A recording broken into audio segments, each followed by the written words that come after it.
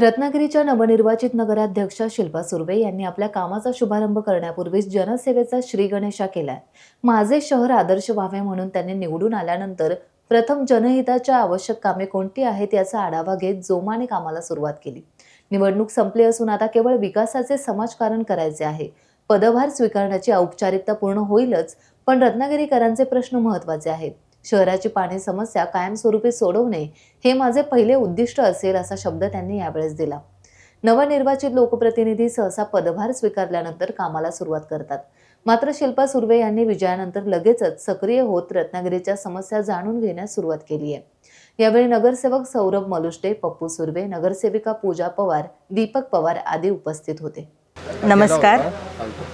आज आम्ही रत्नागिरी नगर परिषदेला जिथून पाण्याचा पुरवठा होतो या पानवल धरणापासून शीळ धरण आणि पानवल धरण या दोन धरणांमधून रत्नागिरी नगर परिषदेला पाणी पुरवठा होतो।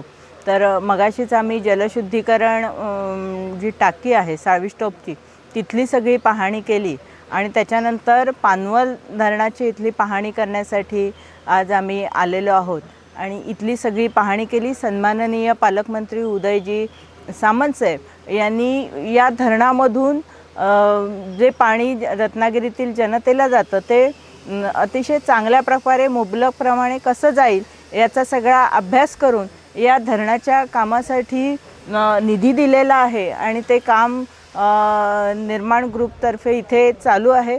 अतिशय चांगल्या प्रकारे काम प्रगतीपथावर आलेलं आहे आणि जानेवारी महिन्यामध्ये हे काम आता पूर्ण होणार आहे। या धरणातून जे पाणी शहराला जातं ते पूर्णपणे ग्रॅव्हिटीने पाणी जातं, त्यामुळे रत्नागिरी नगर परिषदेला जे लाईट बिल भरावं लागतं ते आम्हाला इथे भरावं लागणार नाही आहे। त्याचा एक फायदा चांगल्या प्रकारे आम्हाला होणार आहे, कारण रत्नागिरी नगर परिषदेवर जो लाईटचा भार पडलेला आहे तर या धरणातून जे पाणी जाणार आहे ते ग्रॅव्हिटीने जात असल्यामुळे तो भार नगर परिषदेवरचा कमी होणार आहे। त्यामुळे इथून मुबलक प्रकारे पाणी जर शहराला मिळालं तर नक्कीच पाण्याची समस्या ही चांगल्या प्रकारे सुटणार आहे आणि मुबलक पाणी कमी खर्चामध्ये रत्नागिरी शहराला मिळणार आहे आणि ते देण्याचा आमचा प्रयत्न आहे आणि तो लवकरात लवकर आम्ही आता सुरू करतोय। टाइम्स डिजिटलला लाईक करा, शेअर करा, सबस्क्राइब करा आणि बेल आयकॉन दाबायला विसरू नका। Times digital.